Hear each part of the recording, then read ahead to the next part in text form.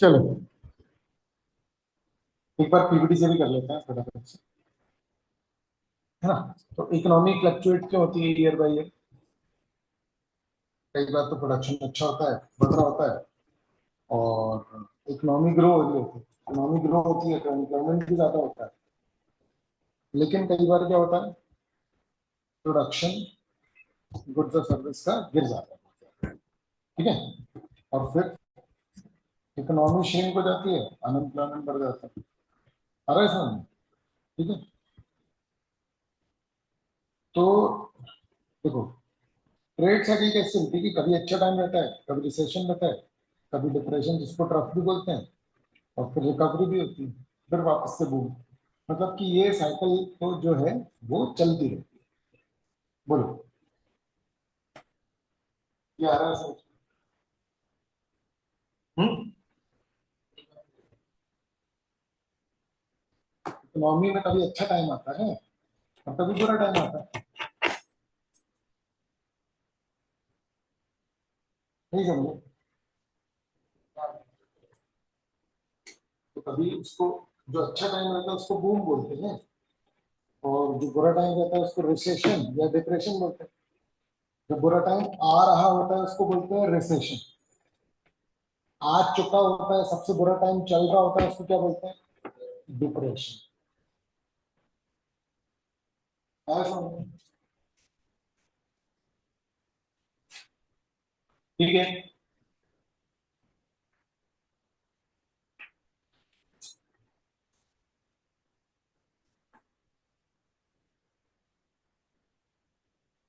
ठीक है।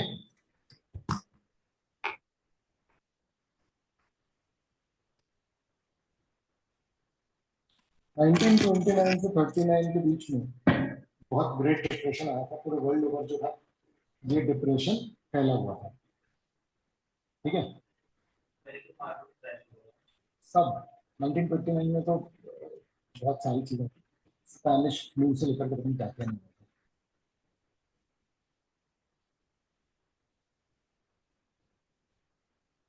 People in cities would wait in line for food to bring it to their family.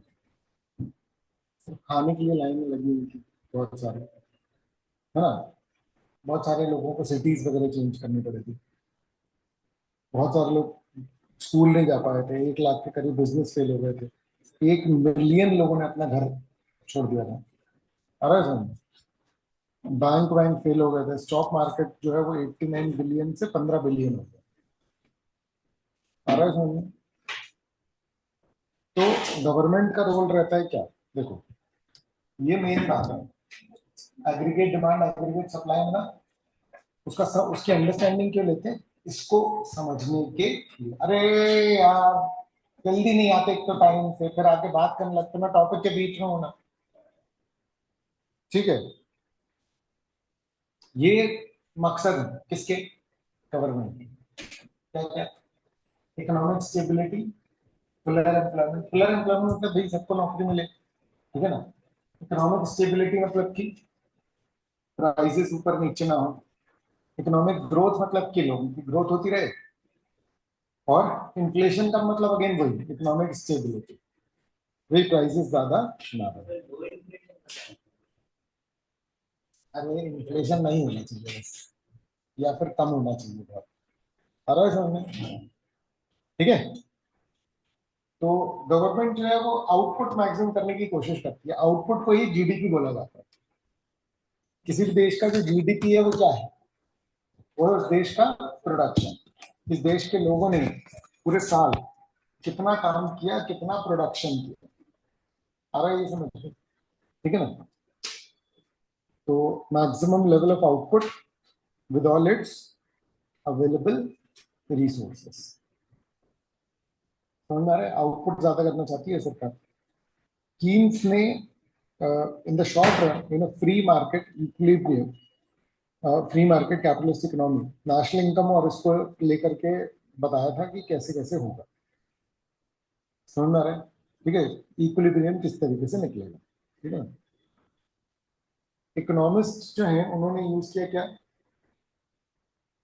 Aggregate demand और aggregate supply. Short term fluctuation. अब देखो, individual चीजों में जिस तरीके से लगती हैं चीजें, एग्रीगेट में भी थोड़ी थोड़ी इस तरीके से चलती है। क्लियर है? पर उसका इफेक्ट और वो सारा कुछ बिल्कुल डिफरेंट होता है। ठीक है ना? तो एग्रीगेट डिमांड और एग्रीगेट सप्लाई जिस तरीके से कनेक्ट होते हैं, उससे आपको क्या पता लगेगा? इक्विलिब्रियम लेवल ऑफ आउटपुट, मतलब कि हम लोग क्या पता लगाने की कोशिश कर रहे हैं, मतलब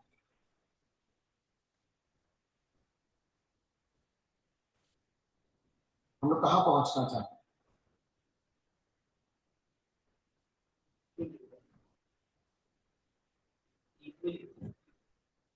हाँ, मतलब उसका मीनिंग क्या है आम शब्दों में?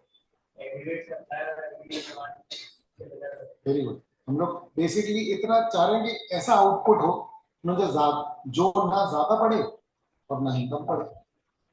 ये क्लियर है?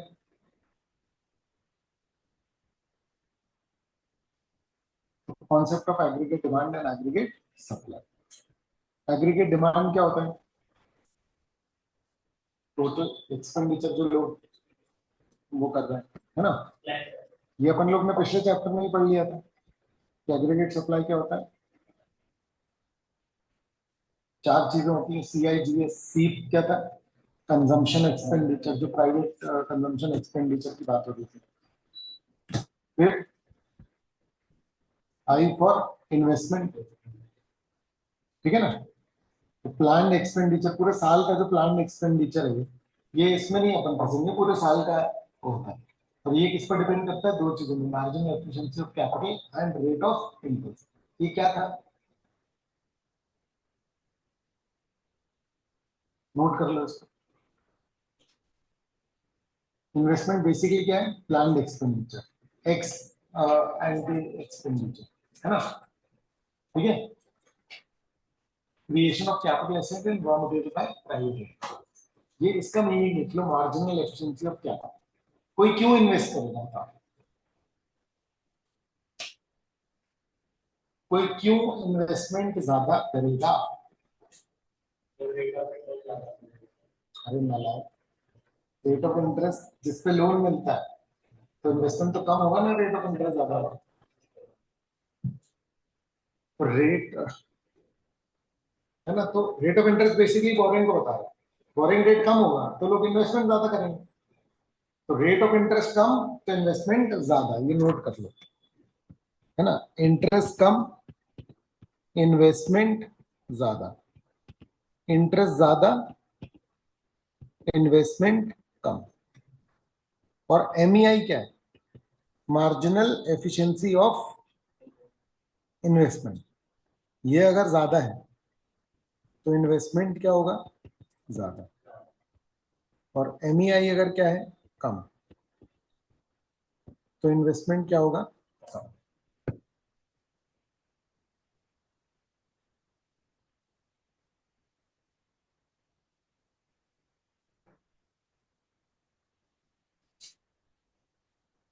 अरे नोट करे ना नालायक, सब दिमाग में रखने की कोशिश करते हो। इतना अच्छा एनालिसिस है तुम्हारा। थोड़ी मेहनत कर लो, अच्छे 90 तुम इजीली स्कोर कर सकते हो। जितनी मेहनत बाकी किसी को नहीं लगेगी, तुमको कम मेहनत लगेगी। तो फिर एक बार अचीव करके देखो तुम, सही में बहुत अच्छा लगेगा। दिमाग अच्छा, लेकिन सब चीज याद थोड़ी रह पाएगी।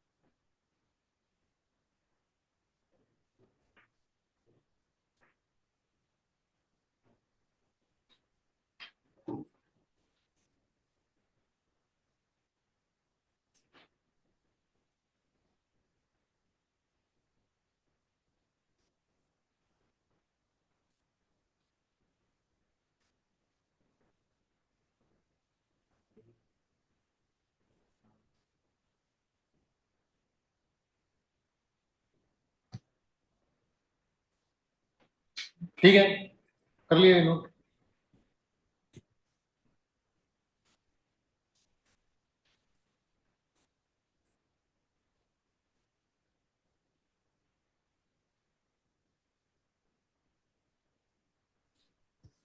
है ना, जी से गवर्नमेंट एक्सपेंडिचर था, लेकिन हमारे डिस्कशन में इसका रोल उतना है नहीं, क्योंकि हम क्या मान के चल रहे हैं, टू सेक्टर इकोनॉमी, कि गवर्नमेंट एग्जिस्ट नहीं करती।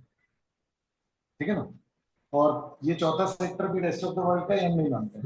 एग्रीगेट एक्सपेंडिचर में चार चीजें इंक्लूडेड होती है ना, ये सी, आई, जी और एस। ये कॉन्सेप्ट नेशनल इनकम से भी कनेक्ट होता है और डायरेक्टली भी चलता है। आ रहा है समझ में? ठीक है, एक्सपोर्ट माइनस इम्पोर्ट। ठीक है, तो हम यहाँ पर क्या मान करके चल रहे हैं, क्लोज इकोनॉमी, मतलब रेस्ट ऑफ द वर्ल्ड नहीं, दूसरा गवर्नमेंट भी नहीं। ठीक है, pre capitalist economy without government और AD equals to C plus I, ये पूरा पिछले चैप्टर का आपका क्या है, रिवीजन। एग्रीगेट डिमांड में आपकी दो चीजें होती हैं, कंजम्पशन और इन्वेस्टमेंट।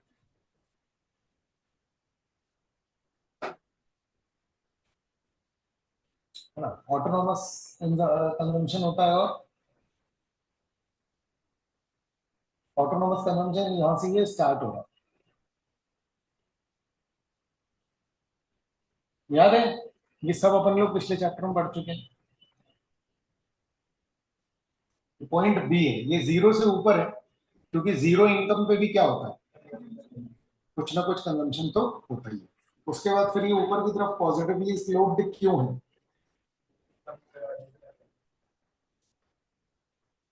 बहुत ही बढ़िया, क्लियर है, लेकिन किसकी स्पीड कम रहती है, आ रहा है समझ में? ठीक है ना, there is a direct relation between ADM, level of income and employ. Zero level of income पे भी कुछ तो कंजम्पशन होता ही है, उसको क्या बोलते हैं, autonomous consumption. Investment does not depend on level of income, autonomous होगा, ये हम अजम्पशन लेकर के टू सेक्टर मॉडल को समझे। एग्रीगेट डिमांड किस तरीके से बनता है, y equals to C plus I, समझ में आ रहा है, y equals to C plus I, समझ में आ रहा है? ठीक है, sorry, y equals to C plus I, AD equals to C plus I. ठीक है ना, और ये y के जब इक्वल होता है उस समय पे क्या होता है, इक्वल। समझ में आ रहा है, एडी एएस कब सेम होते हैं, मतलब जब भी सेम होते हैं तो वो क्या होता है, पॉइंट इक्वल होता है। ये वाली बात समझ में आ रही है? हेलो, है ना, पर अभी हम इक्विलिब्रियम नहीं समझ रहे, अभी सिर्फ एडी समझ रहे हैं, क्योंकि ये समवेयर इन बिटवीन ये आएगा। नहीं, ये भी और आगे चलेगा, नहीं ज्यादा ही ज्यादा चल रहा है। एग्रीगेट डिमांड, सबसे पहले तो ये बी से चालू हो रहा है, इसका मतलब ऑटोनॉमस है, उसके बाद ऊपर जा रहा है, यानी कि ये जो ब्लू वाली लाइन है ये ऑटोनॉमस कंजम्पशन है, जो ग्रीन वाली लाइन है वो कंजम्पशन है, और वो जो पर्पल वाली लाइन है वो क्या है, सॉरी, ऊपर जो लाइन है, जो भी कलर है इसका, सबसे नीचे में क्या है, ऑटोनॉमस कंजम्पशन, फिर जो ग्रीन में है,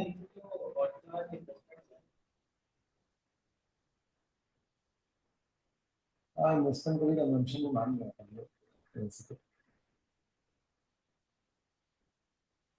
ठीक है, बी अपना,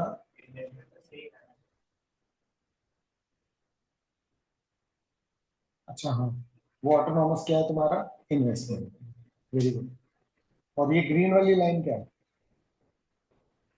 कंजम्पशन, पर बी पॉइंट से स्टार्ट हो रहा, मतलब बी पॉइंट पे क्या है, ऑटोनॉमस कंजम्पशन, है ना, उसी पॉइंट पे तुम्हारा इन्वेस्टमेंट भी चालू हो रहा है, उसी पॉइंट पे कंजम्पशन भी चालू है ना। तो फिर ये ऊपर वाली लाइन क्या है, एग्रीगेट डिमांड, आ रहा है समझ में? ठीक है ना,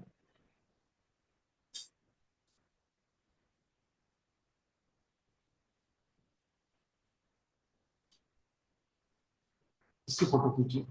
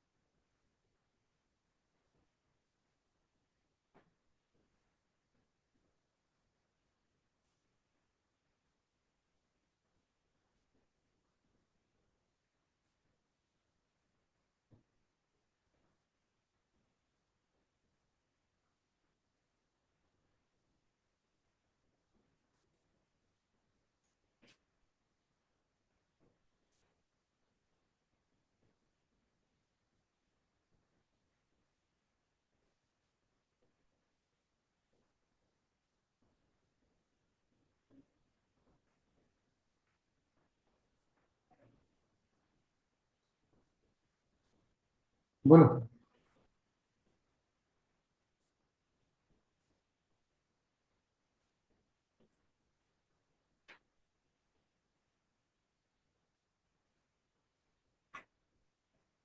हो गया।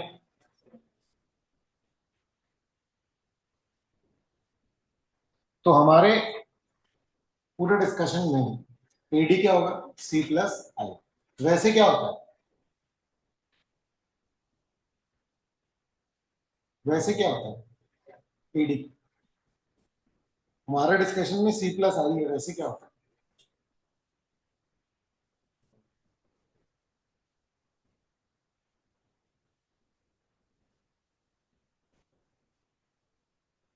सी प्लस आई प्लस जी प्लस एस होता है। अभी शुरू में देखो, कुछ भी समझ में नहीं आ रहा तो जाओ घूम लो। समझ आ रहा है? यहाँ बैठ करके टॉर्चर मत। और नहीं तो फिर जवाब दो ना भाई। क्या?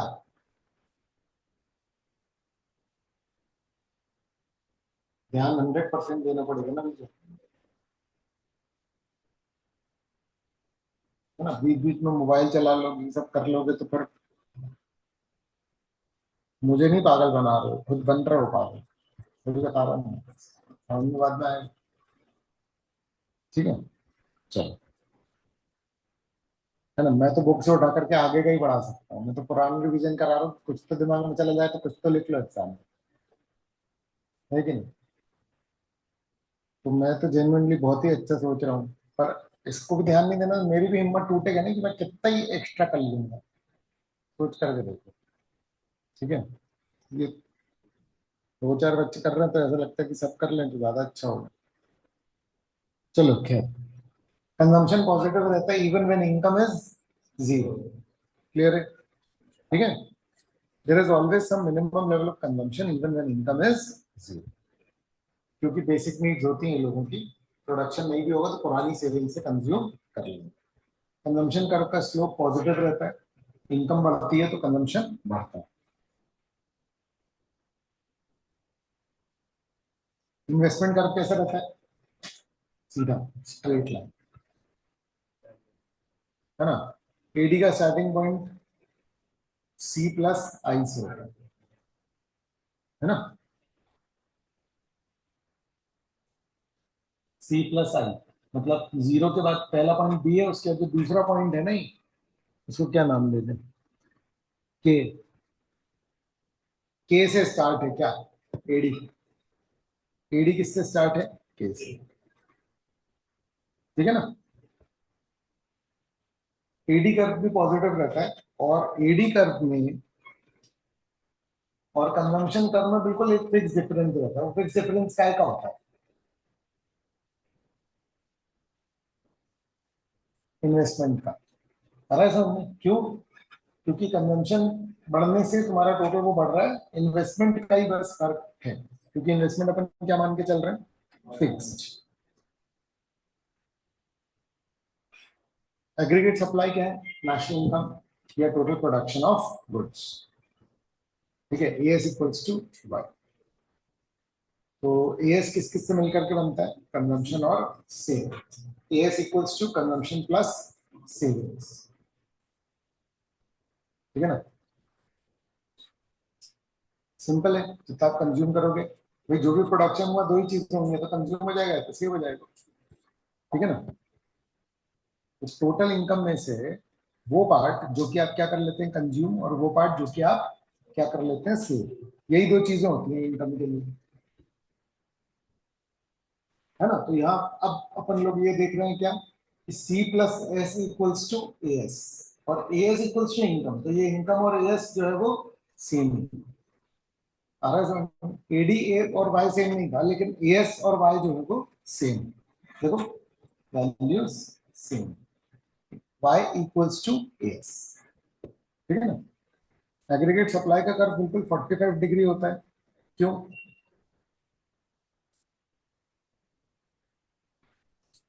है ना, क्योंकि दोनों तरफ इक्वल खींच रहा है, समझ में आ रहा है। अच्छा, अब ये रहा कंजम्पशन का, देख पा रहे हो, ये जो है ना एफ पॉइंट, ये क्या है, नहीं, हाँ, ये है तुम्हारा ब्रेक इवन, क्योंकि ये कंजम्पशन वाली लाइन है। इक्विलिब्रियम कहां पर होता है,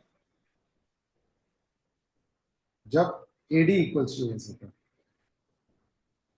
ये देखो, सप्लाई आपका बन रहा है, सप्लाई का ग्राफ, अब ये भी लिमिटेड ग्राफ ही है, सॉरी ये क्या है, सेविंग्स, कहां से स्टार्ट हो रही है सेविंग्स, माइनस, ठीक है, एक्स में नेशनल इनकम और वाई जो है वो एएस, तो नेशनल इनकम और एएस एक ही बात है, इसलिए वो बिल्कुल मीटिंग में बन रही है। C is a positive function of Y, इस बात का क्या मतलब है, C is a positive function of Y, इसका क्या मतलब है,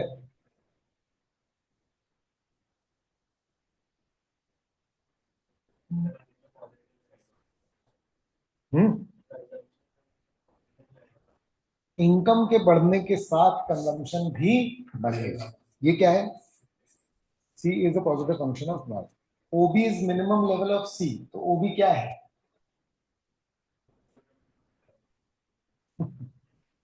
ये तो लिखा ही है ना, और क्या बोल रहे हैं, ऑटोनॉमस, अरे F is the BEP point, जहां पर कंजम्पशन किसके बराबर है, इनकम के, जहां इनकम के बराबर कंजम्पशन है वहां सेविंग क्या है, जीरो, इन सबके पहले सेविंग माइनस में रहेगी, है ना।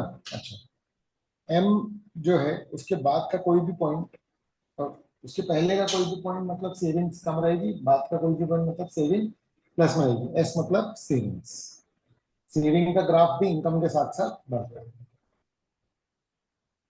कंजम्पशन एक्सपेंडिचर जो है वो क्या होता है, जो भी लोग खरीद रहे हैं, हाउस होल्ड लोग खरीद रहे हैं पूरे साल भर में, गुड्स और सर्विसेज, वो क्या है, कंजम्पशन एक्सपेंडिचर, इसके दो पार्ट होता है, ऑटोनॉमस और इंड्यूस्ड, आ रहा है ये समझ में, है ना। तो ऑटोनॉमस मतलब, है ना, फॉर सर्वाइवल मिनिमम कंजम्पशन होगा, भले ही इनकम क्या है, जीरो। इंड्यूस क्या होता है, इनकम बढ़ने के साथ जो एक्सपेंडिचर बढ़ता है वो क्या है, इंड्यूस्ड, इनकम बढ़ी तो जो कंजम्पशन बढ़ा, और ऑटोनॉमस का, ऑटोनॉमस कंजम्पशन का इनकम से लेना देना नहीं, ठीक है। तो ऑटोनॉमस कंजम्पशन क्या है, मिनिमम लेवल ऑफ कंजम्पशन जो कि जीरो लेवल ऑफ इनकम पे भी रहेगा, इंड्यूस क्या है, level of income,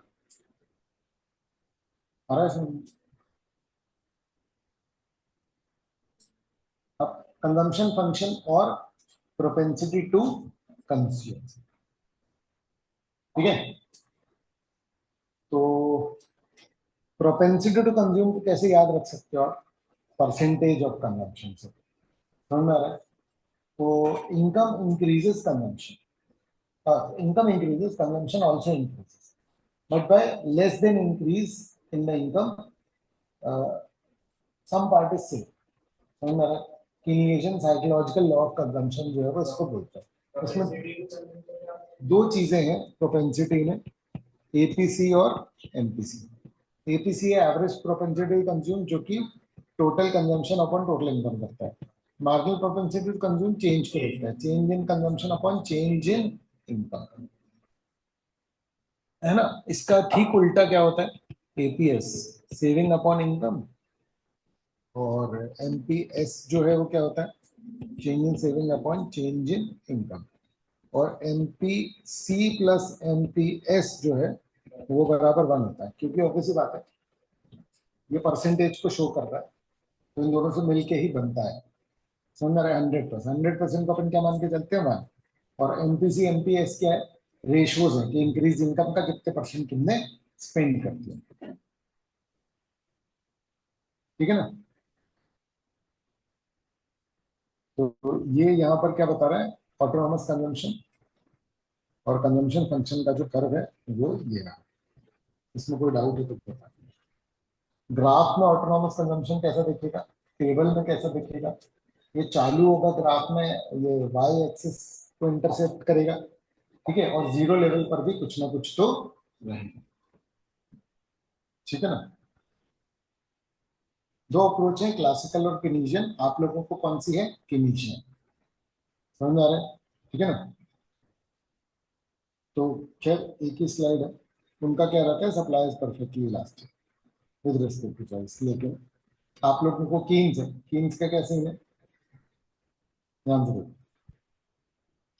In the short run, prices of goods do not change and the elasticity of supply is zero. ठीक है। At the given price level, output can be increased till all resources are fully employed. इसका मतलब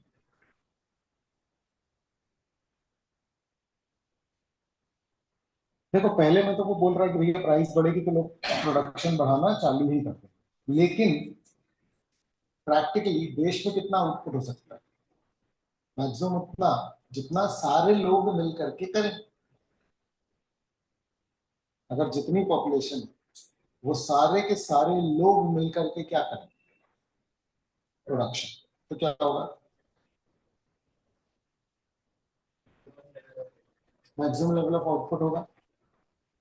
आ रहा है ये समझ में, ये क्लियर है। हाँ, उतना ही, उससे ज्यादा आप प्रोड्यूस कर नहीं सकते भले डिमांड ज्यादा। ठीक है, तो ये क्या है, परफेक्टली इलास्टिक। ठीक है ना।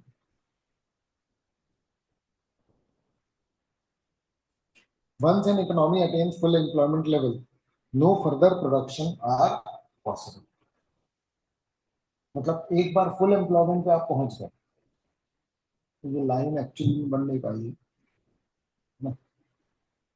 जैसे मान लो कि यहाँ पर लाइन, तो ये जो रेड वाली लाइन मैंने बनाई है, ये क्या शो कर रही है, ये बोल रही है, ये लाइन बोल रही है कि भैया देखो इतने पे आ गया फुल एम्प्लॉयमेंट, अब इससे ज्यादा आप रिसोर्सेज है ही नहीं, कहां से लगा लो। समझ में आ रहा है, तो पोटेंशियल मैक्सिमम नेशनल इनकम आपकी इतनी है। अब अगर एग्रीगेट डिमांड बढ़ी तो फिर क्या होगा, प्राइसेस बढ़ेंगे। क्या बढ़ेंगे, प्राइसेस। ठीक है ना। खैर अभी आएगा ये समझ में, है ना। सबसे पहले ये 45 डिग्री लाइन क्यों, क्योंकि इसके दोनों तरफ बहुत नॉर्मल सी चीजें हैं। मतलब वही चीज के दो नाम है, एक तरफ बोल रहा नेशनल इनकम, एक तरफ बोल रहा एएस, तो एक ही बात तो है ना दोनों। इसीलिए ये 45 डिग्री, क्योंकि दोनों तरफ बराबर से इसको खींचा जा रहा है, इसलिए बिल्कुल मिड की लाइन, दोनों तरफ एक ही बात की जा रही है। आ रहा है समझ में? ठीक है, चलो इसको सॉल्व करो एक बार।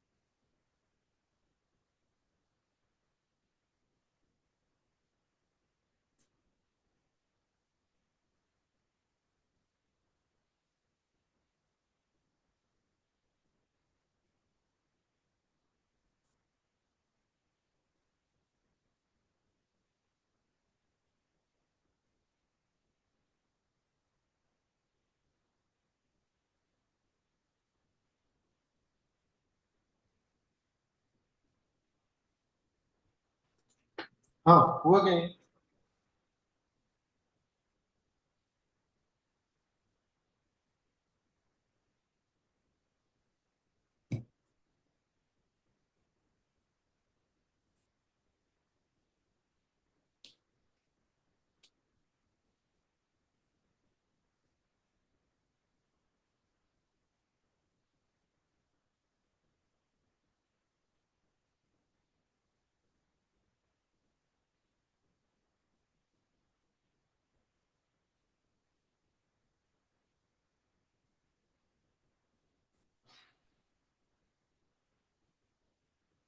हम्म,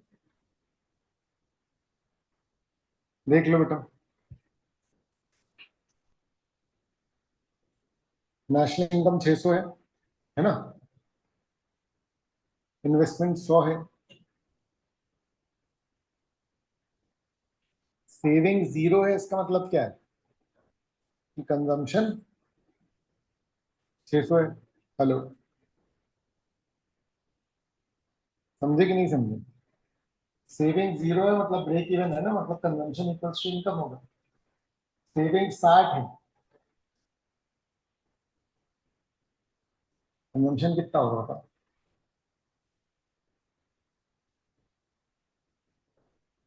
भाई नेशनल इनकम के दो पार्ट होते हैं ना, कंजम्पशन प्लस सेविंग। इसमें से सेविंग माइनस करते जाओ, बीच की वैल्यू आती जाएगी। फिर सी प्लस आई और सी प्लस एस करके क्या निकालना है? एडी निकालना। ठीक है, सी प्लस आई से क्या निकलेगा? एडी। सी प्लस एस से क्या निकलेगा? सी आई से एडी, सी एस से एस। और एएस अलग से निकालने की जरूरत है नहीं, क्योंकि ये जो इनकम है यही तो एएस है। एएस तो एज इट इज यही है ना, नेशनल इनकम ही तो एएस है। ठीक है,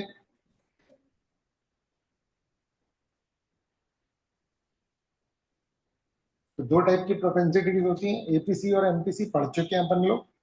कंजम्पशन अपॉन इनकम, तो change in consumption upon change in income. हर बार इसलिए बता देता हूँ कि कहीं याद हो जाए तो बहुत अच्छा हो, एग्जाम में बिना पढ़े हो जाए, कि दो तीन बार क्लास में डिस्कस हो गया था इस चक्कर में। ठीक है, तो ये तो ऐसे ही निकल आएगा बार, सिंपल है ना? है ना, कंजम्पशन अपॉन इनकम करते जाओ, निकालते जाओ वैल्यू, कुछ है नहीं इसमें। ठीक है, एपीसी का ग्राफिकल प्रेजेंटेशन देख लो। ये एपीसी है, जो कि बता रहा है क्या, देखो 100 पे 100 का कंजम्पशन था तो वन के एक, सॉरी, हाँ वन होगा एपीसी, और कंजम्पशन बढ़ने पे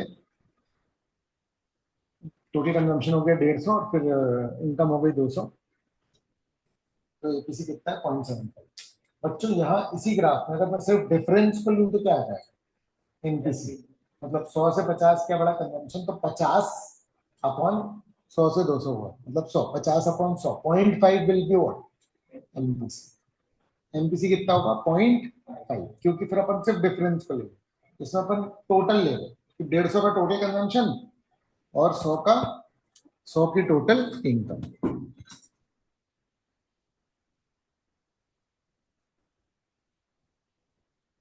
ठीक है, अलग अलग इनकम लेवल पर एपीसी क्या होगा?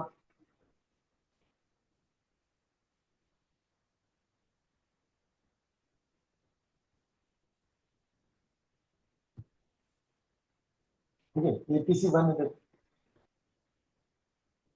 जब तक इक्विलिब्रियम नहीं आता तो एपीसी क्या है? वन है।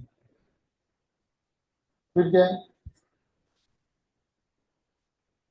फिर ये देखो, ब्रेक इवन पे क्या है?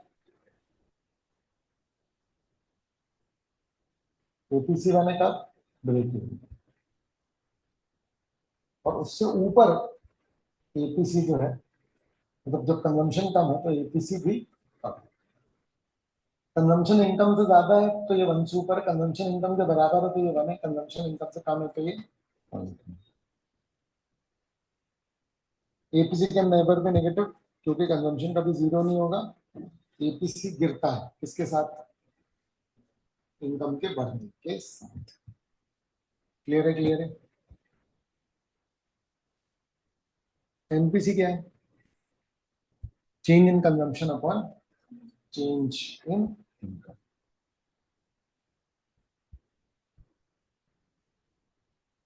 आ रहा है ये समझ में? एक सेकंड। हाँ हाँ भैया, हाँ, मैं दे दूँ। एक सेकंड होल्ड कीजिए।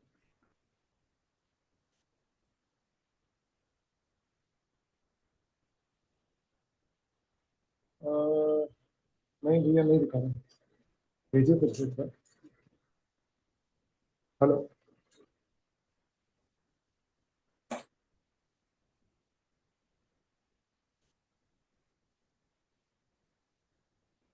ये नोट कर लो जब तक।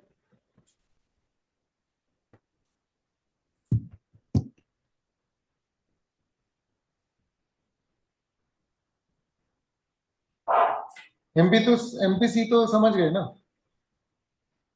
हेलो।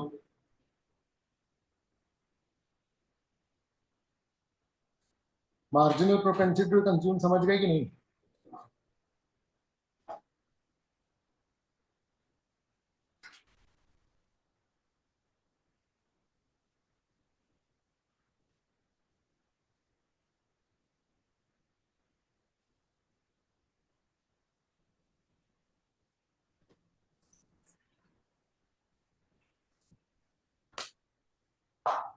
ये 36563 मैंने व्हाट्सएप कर दिया आपको।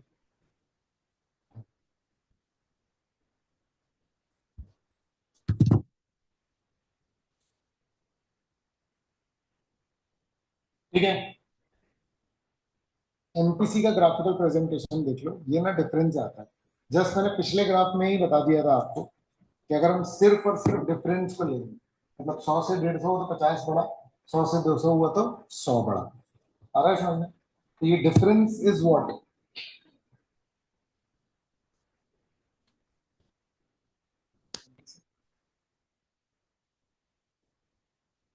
ठीक है ना? अच्छा, एमपीसी की पॉसिबल वैल्यू 0 से 1 के बीच में ही हो सकती है, और कुछ नहीं। क्यों? रीजन क्या है?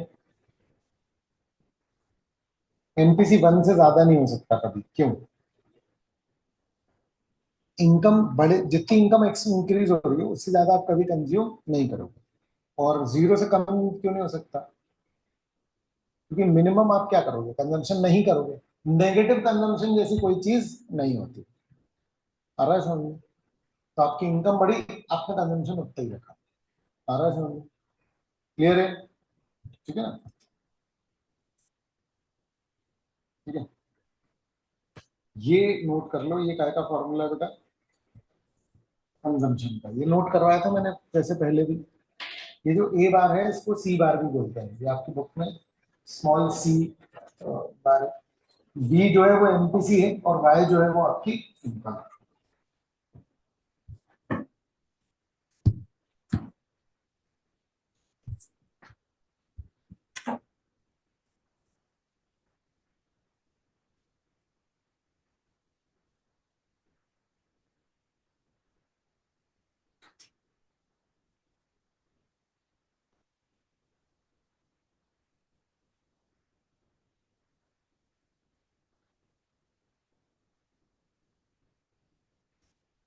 ठीक है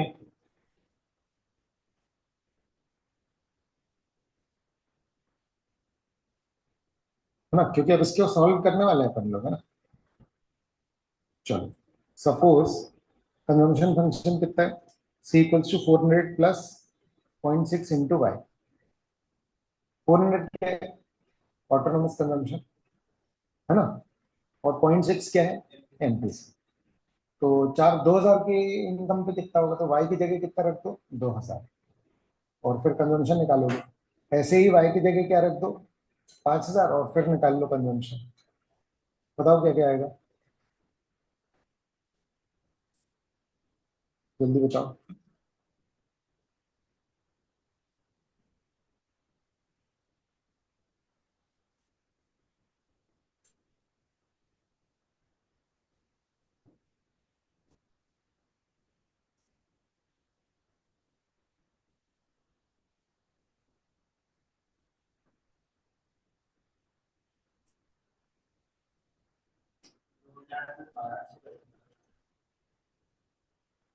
2000 पे 1200, 2 6 12। अरे तो भाई 1200 प्लस 400 ना,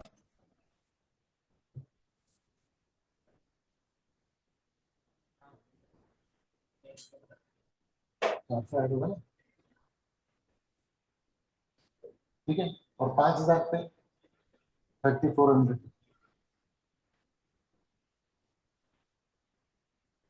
एपीसी, एपीसी भी निकालना है तो एपीसी क्या होगा? कंजम्पशन अपॉन इनकम, जो कंजम्पशन है इसको डिवाइड कर दो इनकम से। तो 5000 होगा तो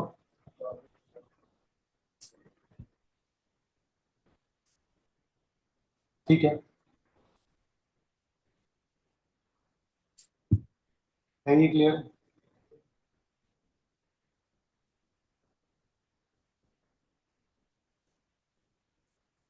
सेविंग फंक्शन या प्रोपेंसिटी टू सेव, ठीक है।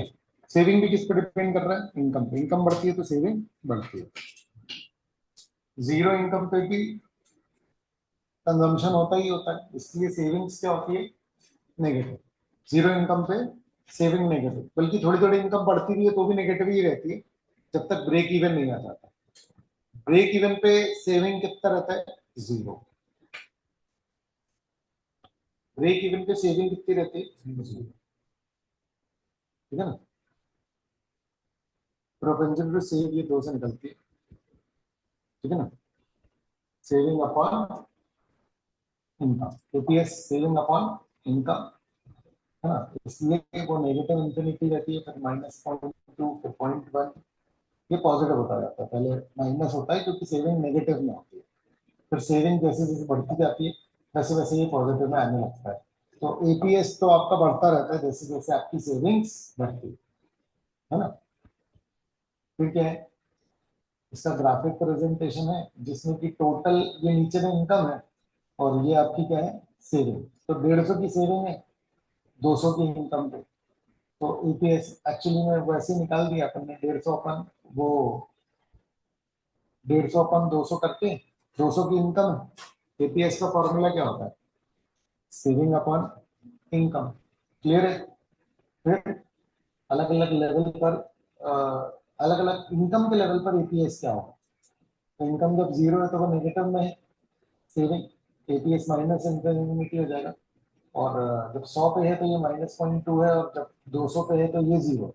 200 पे जीरो क्योंकि 200 ब्रेक इवन पॉइंट है, क्योंकि वहां पर सेविंग जीरो है, क्योंकि वहां पर कंजम्पशन जो है वो इनकम के बराबर है। और इनकम बढ़ेगी तो अब सेविंग पॉजिटिव में आती जाएगी, क्लियर है। ये जो एफ पॉइंट है ये कौन सा पॉइंट है? Break even point. इस पॉइंट पर सेविंग जीरो रहेगी और कंजम्पशन इनकम के बराबर, ठीक है। यहाँ पर सेविंग जीरो रहती है और यहाँ पर फिर सेविंग बढ़ जाती है। एपीएस कभी भी इक्वल टू या ग्रेटर देन 1 नहीं होगा, क्योंकि आप पूरी इनकम को कभी भी सेव नहीं कर लोगे, इसलिए वो 1 नहीं होगा, या 1 से ज्यादा तो नहीं होगा। इनकम जितनी होगी बढ़ी हुई उससे कम ही सेव करोगे, आ रहा है समझ, है ना। एपीएस जो है वो इनकम के साथ साथ बढ़ता है, क्या? 1 कभी नहीं हो सकता ना, क्योंकि आप हमेशा कुछ ना कुछ कंजम्पशन रखोगे।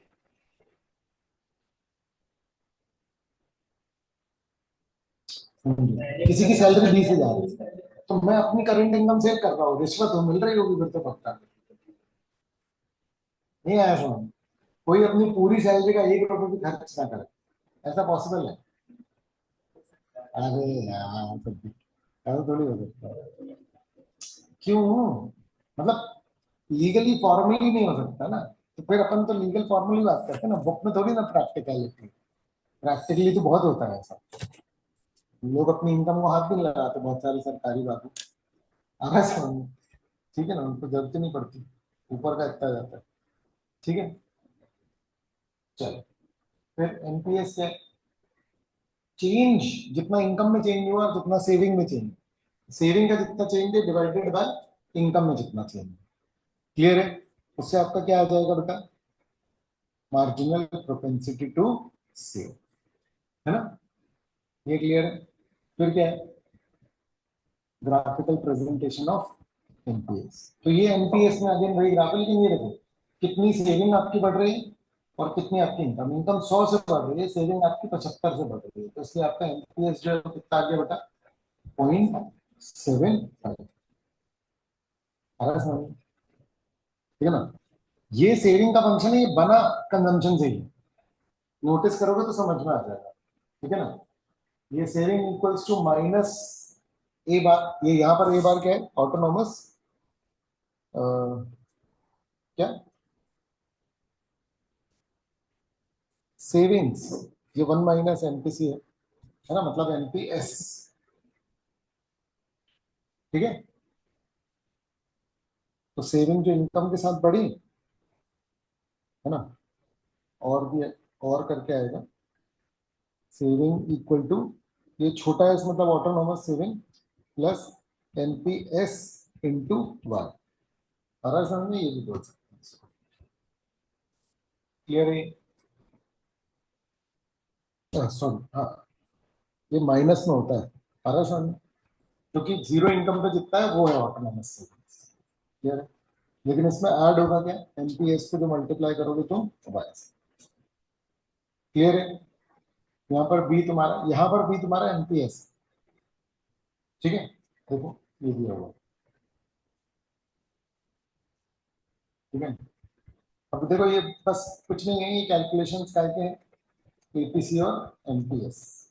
APC, APS, NPC, NPS. आ रहा है समझ। अब ये प्रूफ है कि देखो APC NPC, APS MPS, APC APS का टोटल भी 1 होता है और एमपीसी एमपीएस का टोटल भी क्या होता है 1। ये इसका आपको प्रूफ है, किस तरीके से ये रिलेटेड होता है। क्यों, क्योंकि कंजम्पशन मतलब जो इनकम है उसके दो ही काम है, क्या, कंजम्पशन और सेविंग। और एनपीएस एपीएस वगैरह परसेंटेजेस है कि कितना कंज्यूम कर रहे हो, तो कितना भी परसेंट कंज्यूम करो, बचा हुआ परसेंट ही हमेशा क्या होगा, सेव। और टोटल परसेंट हमेशा कितना होता है 100, इसलिए ये हमेशा क्या आएगा 1। रेशो बेसिकली परसेंटेज ही है, बस उसको डिवाइड कर दिया है अपन ने किससे, 100। हाँ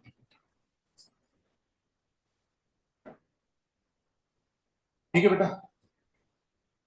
अच्छा मुझे ये बताओ कि इससे ज्यादा बेटर समझ में आ रहा है कि वो बुक्स, इससे ज्यादा बेटर आ रहा है, तो अपन नेक्स्ट क्लास में इसी से कंटिन्यू करेंगे। मुझे याद दिलाना, हम स्लाइड नंबर 73 में है। ठीक है।